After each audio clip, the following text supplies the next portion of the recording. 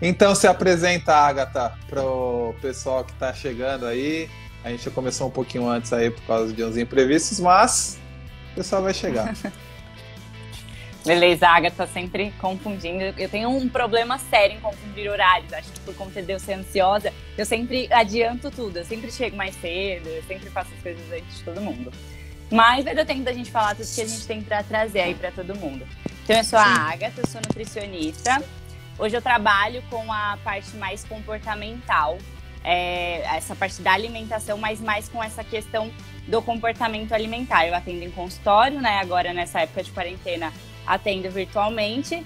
E junto com a quarentena também lancei um projeto com mais outros 2 profissionais, que é uma nutricionista e um psicoterapeuta relacionado a essa parte do comportamento alimentar mesmo. Que legal, tá ajudando bastante gente. Sim, a gente já está com a 3ª turma do projeto, foram 3 turmas. E é todo mundo aí se dedicando acredito que a quarentena ajudou muito o pessoal a se dedicar para essa questão mais da saúde mesmo. Sim.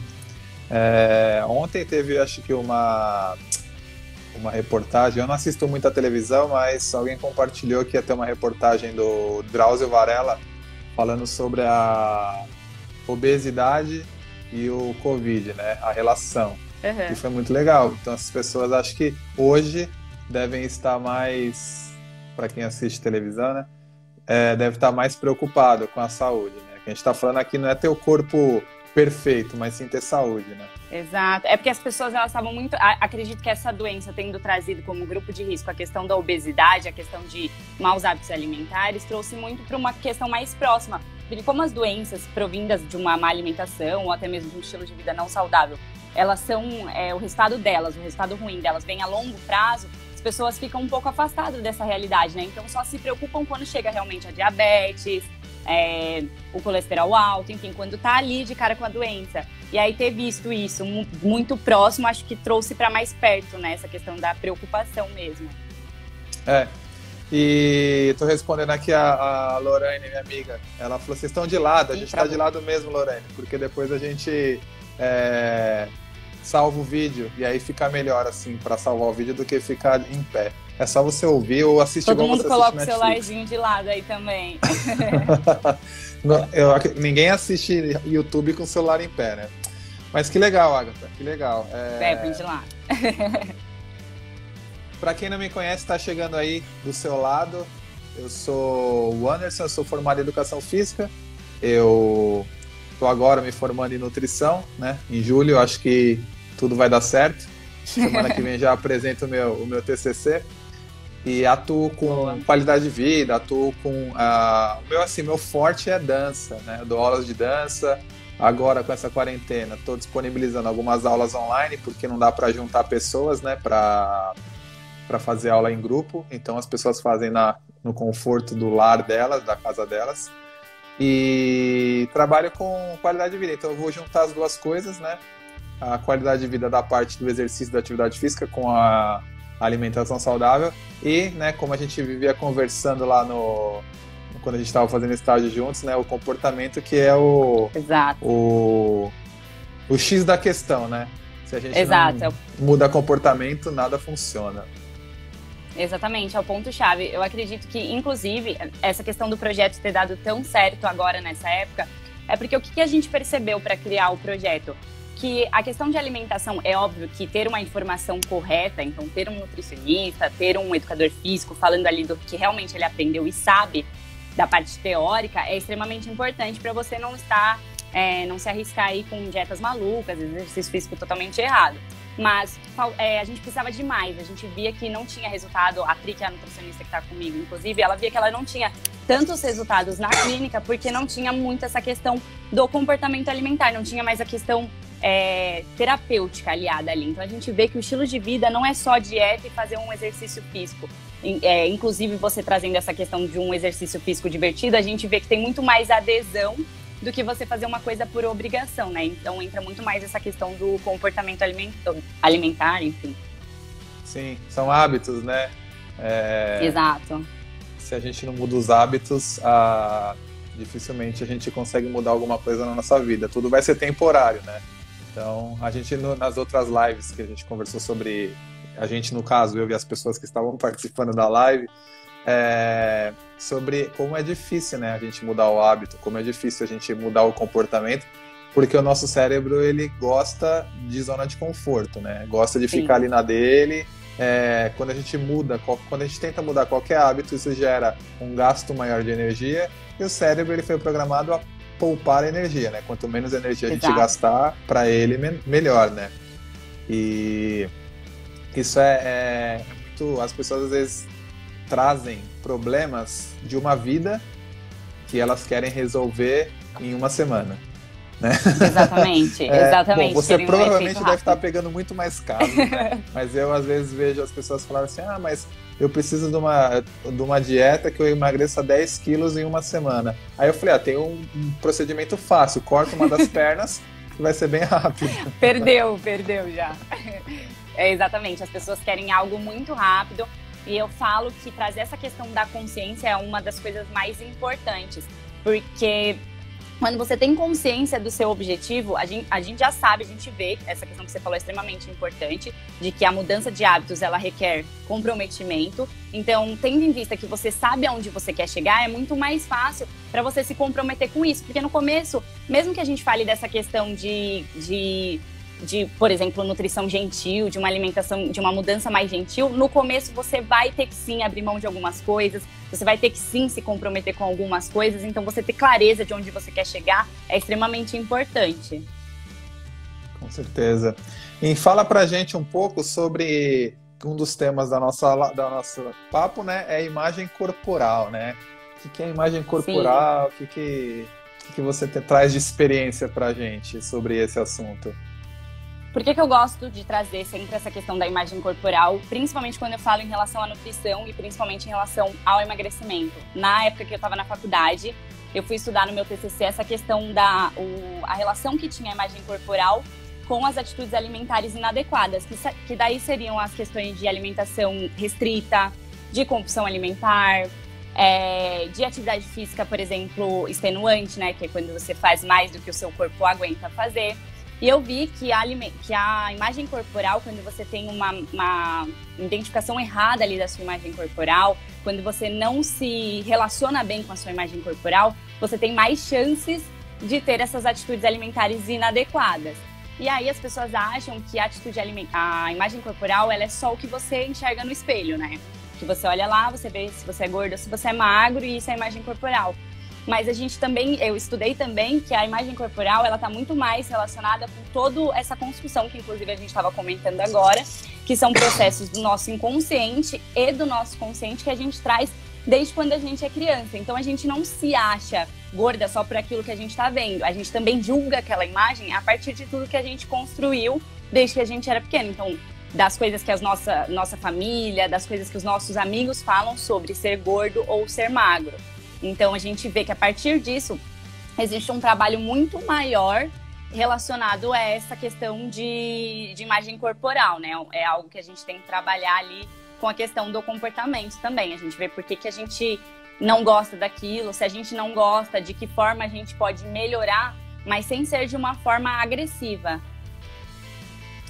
E a gente tem também a mesma dosagem, não a mesma dosagem, mas o mesmo elemento que ele pode ser benéfico, ele pode ser maléfico. Aí por que eu estou falando isso? A gente tem as redes sociais. As redes sociais, ela pode ser benéfica, por exemplo, a gente está trazendo informação para as pessoas aqui, é uma coisa benéfica, como ela pode ser também maléfica. As pessoas se apegam a um padrão, né? O padrão da sociedade é esse, então eu preciso ter esse padrão. Se eu não tiver esse padrão, a minha vida não vai valer a pena, a minha vida não tem sentido, né? E aí, acredito que as mulheres devam sofrer mais com essa... Sim. Não tenho dado aqui, eu tô falando, né, do que um dado empírico de ouvir, né? Sim. Eu ouço muito mais mulheres descontentes com o corpo do que homens. Então, acredito que, assim, se fizer um estudo, deve dar... A mulher é mais insatisfeita com o corpo do que o homem. E com essa pressão de que, preciso fazer isso, preciso ter o corpo disso... No meu TCC... Pode falar. Travou? Deu certo? Tô ouvindo. No meu TCC, o estudo foi direcionado a mulheres, né? Eu li algumas coisas sobre homens, os estudos são menores, né? Tem pouca coisa. Acredito, talvez não seja porque os homens sofram menos, mas porque eles falam menos sobre isso, né? Porque se estuda menos sobre isso.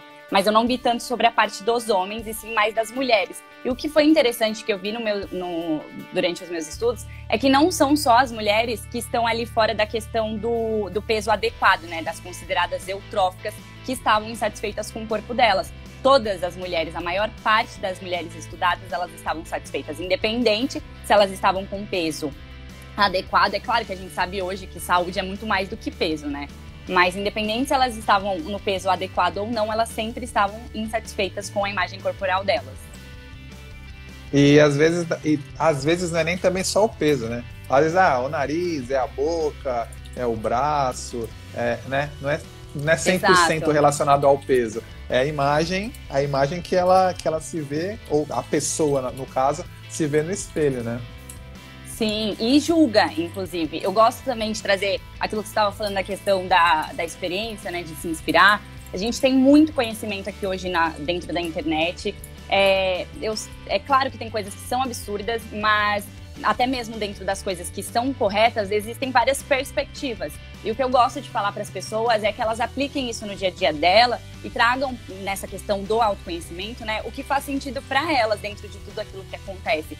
Porque, querendo ou não, o que é certo é o que é certo para a maior parte das pessoas. Mas quando você pega e aplica aquilo para você, você vê o que faz sentido para você. Então, essa questão de você observar como que você se sente, essa questão, eu gosto muito de trabalhar com a questão da autoobservação, né? Então, como você está se sentindo hoje? Quando eu indico para minhas pacientes, inclusive, em casos específicos, a gente trabalha com as medidas, né, antropométricas, mas na maior parte das vezes eu gosto de trabalhar com essa questão da autoobservação, de como elas se sentem, se olhando no espelho, como que eu tô me sentindo hoje, como é que eu me vejo. Porque a gente vai vendo que também, conforme a gente vai trabalhando essas questões, a forma como ela se vê também muda. É verdade, é verdade.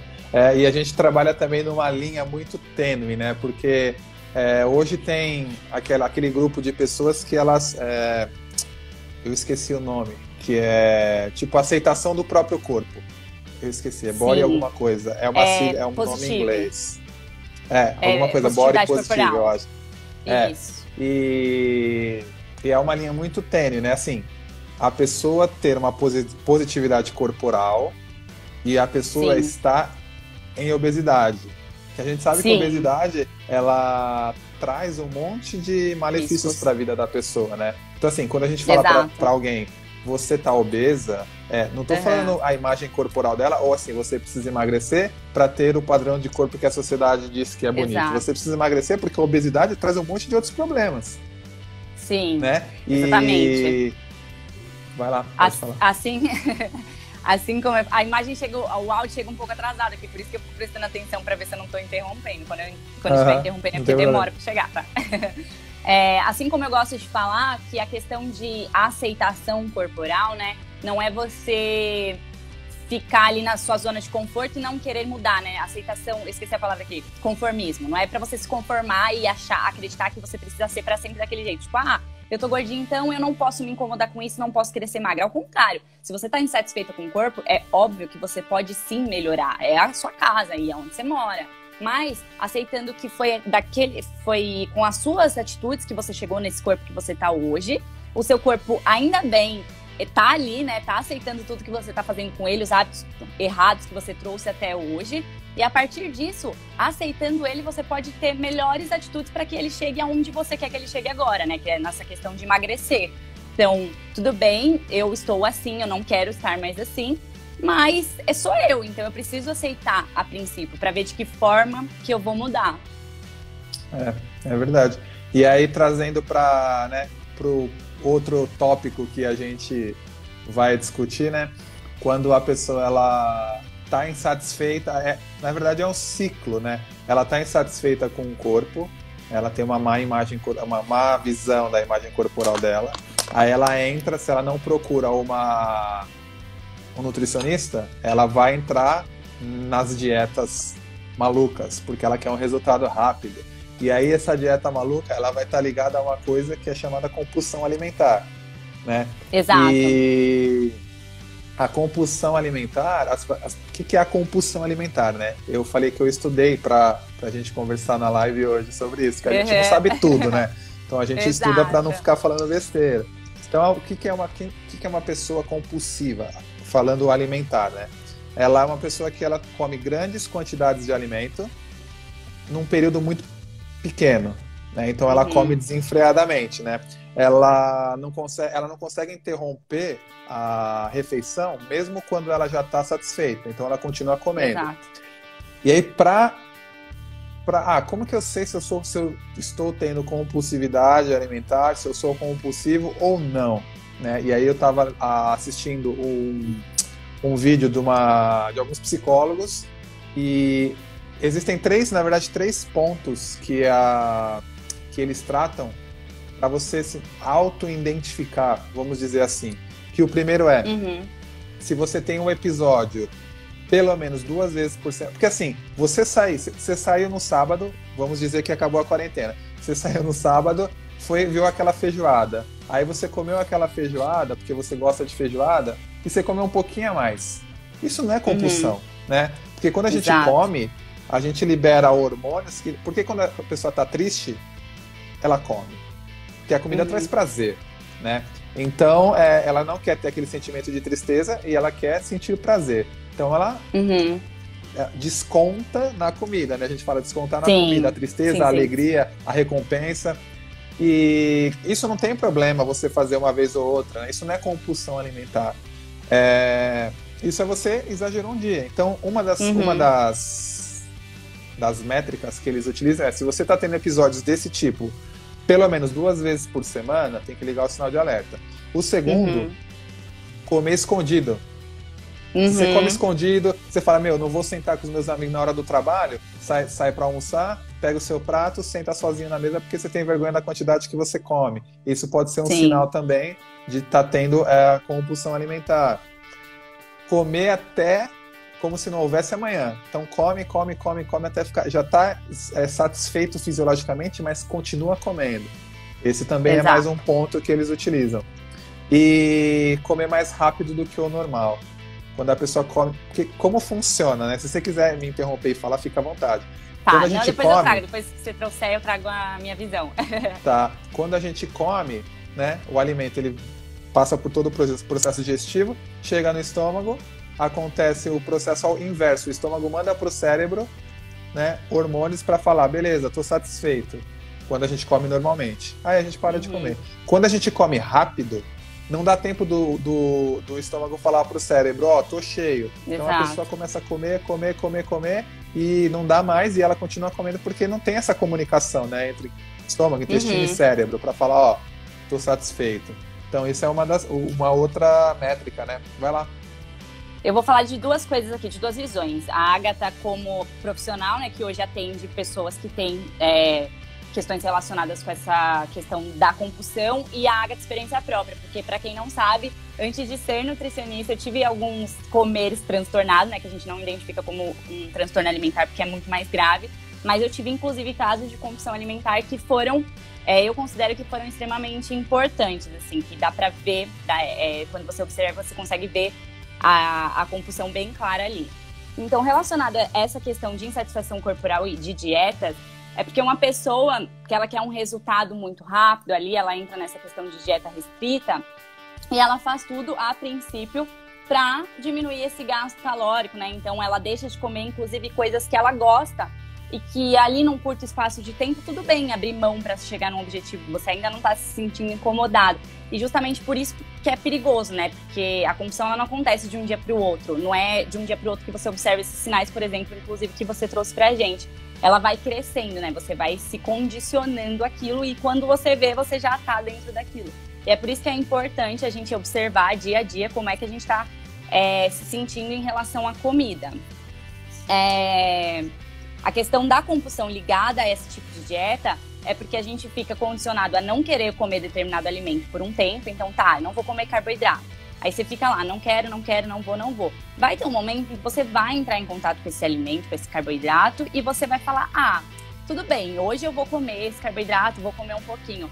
Só que por você ter ficado tanto tempo ali em restrição, e gente, eu não tô falando que todo mundo acontece isso, tá? Eu tô contando aqui nos casos que a maior parte, né, que a gente vê em relação à compulsão alimentar. Quando você entra em contato com esse alimento, você fica tão assim de estar comendo ele que pode ser que aconteça esse descontrole, que aí chega a questão da compulsão alimentar, né? Eu acredito que a compulsão alimentar é quando você tem um descontrole relacionado àquilo que você está comendo. Você não consegue parar, você não tem uma consciência em relação àquilo que você está fazendo.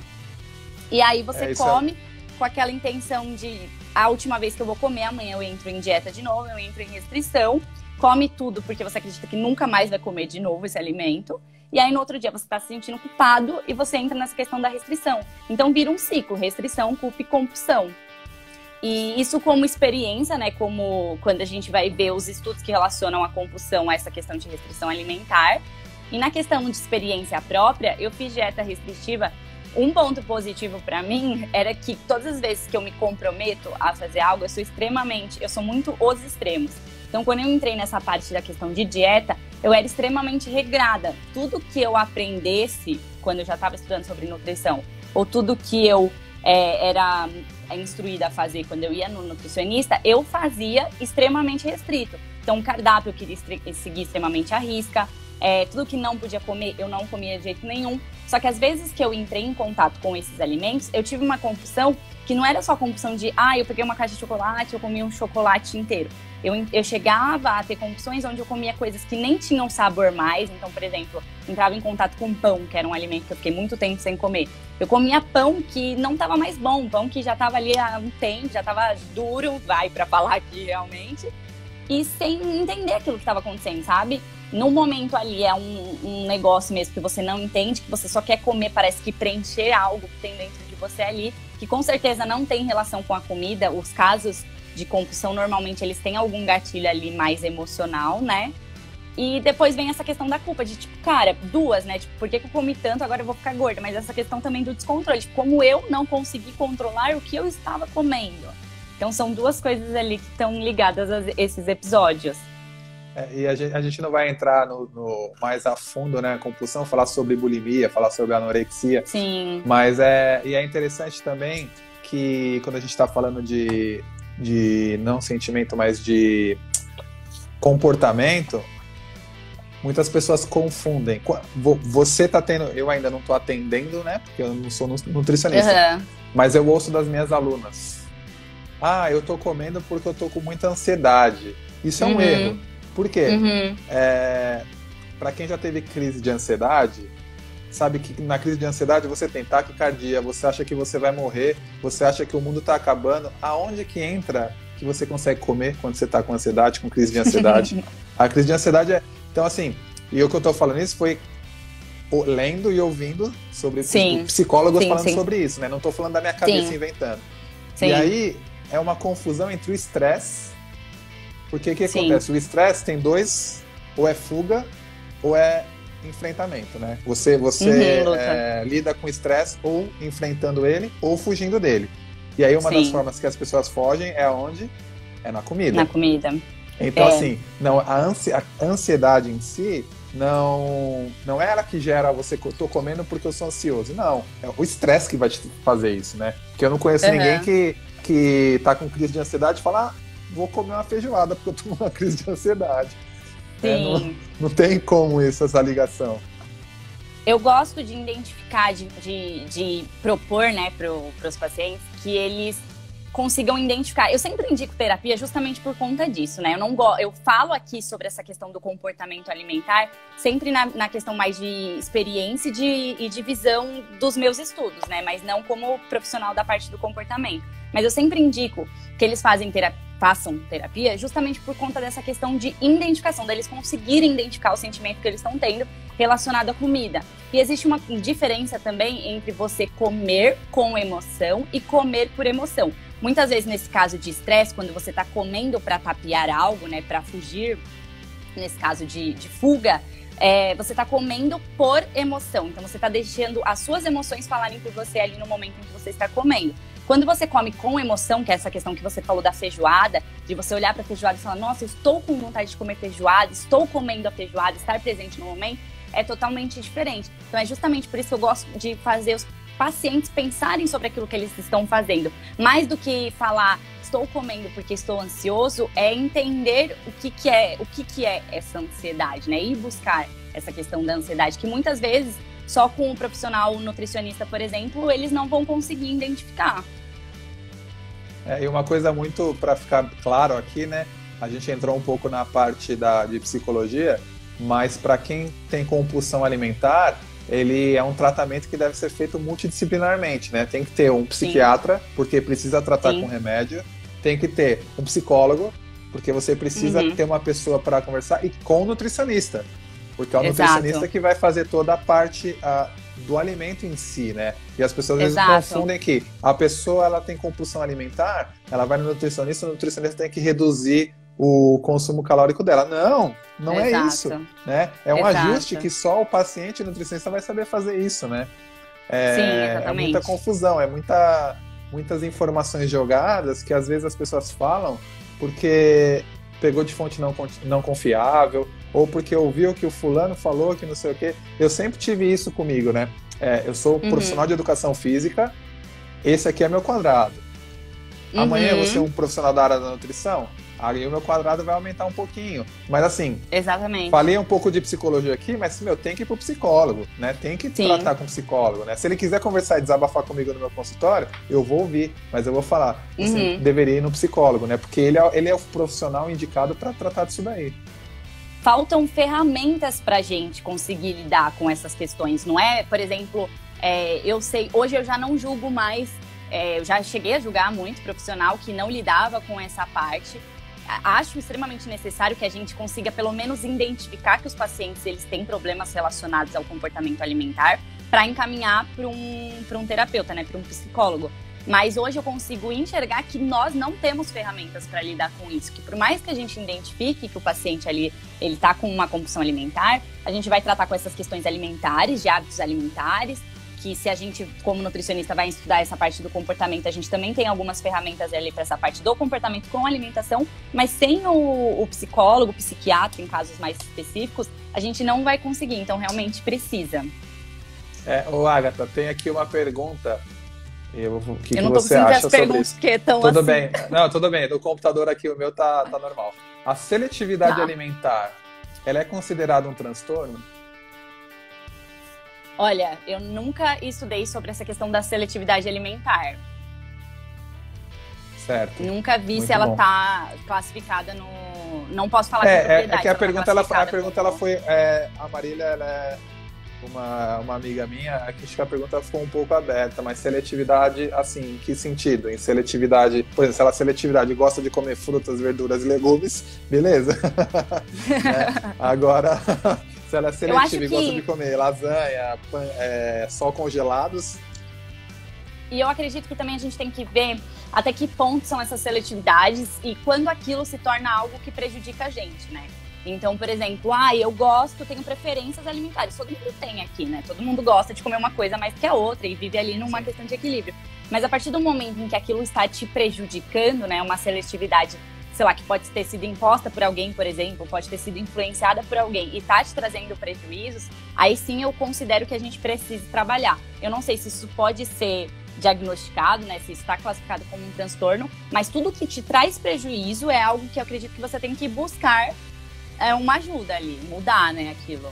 E aí eu falo agora com uma experiência própria agora, trazendo para a Agatha, né, não na parte nutricional, mas eu tive uma experiência com a questão do carboidrato, que por conta dessas dietas de restrição de carboidratos, eu não conseguia lidar com os carboidratos, eu tive que procurar ajuda, tive que estudar muito sobre isso, para entender o quão bom eram os carboidratos para mim e o quanto estavam me fazendo falta naquele momento ali.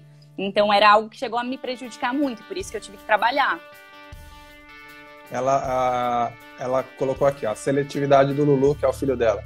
Não come nada com molho, beleza, né? Não come pastoso e não experimenta nada novo. Bom, o molho, não come molho, assim, nutricionalmente falando, não vai agregar muita coisa, né? Assim, eu acho que nesse caso é mais a não experimentar nada novo, eu acho que vai mais dos hábitos, né? Eu não sei como também acontece na família, porque é igual aquele meme que a mãe tá comendo um lanche, o filho come o lanche e a mãe comendo uma fruta e o filho uma fruta. E ela fala, nossa, não sei por que meu filho não come fruta. Que ela é o exemplo. Mas a Marília eu conheço, eu sei que ela não é essa pessoa, entendeu? Agora, às vezes é uma escolha própria dele, né? Tipo, ali não é nem seletividade, é mais uma... O que você falou questão de preferência, né? Preferência alimentar, né? Que faz todo sentido. Isso, tem que ver até que ponto, é isso que a gente falou até agora, tem que ver até que ponto atrapalha e realmente buscar, se estiver atrapalhando, realmente buscar um nutricionista que atue nessa área especificadamente com crianças. Eu tinha na minha sala de aula, em exemplo, né, na sala de nutrição, uma colega que o filho dela, ele tinha uma seletividade realmente muito grande em relação ao alimento, porque ele não comia nada que não fosse arroz e feijão. Quando ele ia para a escolinha e tinha lanches com as turmas, por exemplo, tipo, era um passeio, ele não ia porque ele não queria comer o lanche do passeio. Ele queria comer arroz e feijão e não dava para levar. Então, essa seletividade acabou atrapalhando um pouco a infância dele. Então, ela teve que buscar uma nutricionista que atuava nessa parte. Aí, acredito que também entra nutricionista e psicólogo para ver ali o que está acontecendo, porque tem um motivo. E aí, precisa entender qual que é o motivo e trabalhar em cima disso. Às vezes, acontece também só quando é criança, depois, quando cresce, muda. Se estiver atrapalhando, tem que ir atrás. É verdade. Bom, Agatha, eu sei que você precisa ir. Eu vou ficar mais um pouco, porque tem algumas perguntas aí para não saiam da live. A Agatha precisa ir, então você pode finalizar a tua parte, se despedir. Peço desculpas, e aí eu continuo. Inclusive, gente. Peço desculpas, inclusive, porque eu realmente eu adoro falar sobre esse assunto. Fazia tempo, inclusive, que eu e o Anderson a gente não conversava. Então eu ficaria horas aqui falando sobre essas questões, queria responder todas as perguntas. É porque realmente foi o que eu falei, eu não prestei atenção no horário, acabei me adiantando, me enrolando um pouquinho. Mas quem quiser pode me perguntar qualquer coisa relacionada a essa questão de comportamento alimentar. Se você quiser, a gente volta aqui falando sobre essas questões também. Sim, com certeza, a gente vai fazer outras. Seguem a Agatha. Muito obrigada pelo convite. Seguem a Agatha aí, ela é excelente, é uma ótima profissional e tem um projeto bem legal, Emagrecimento, não é? Isso mesmo. A gente trabalha com as questões comportamentais aliado à alimentação. Então, a gente tem 2 profissionais nutricionistas, né? Eu e uma outra nutricionista e um psicoterapeuta que ajuda a gente nessa parte da ansiedade, da compulsão alimentar, da depressão, enfim. Um monte de problema aí que a gente tem na nossa cabecinha. Que legal. Muito obrigado, Agatha. Muito obrigada a você pelo convite. Boa live. E a gente se fala. Tá bom, um beijo. Beijo. Tchau, tchau.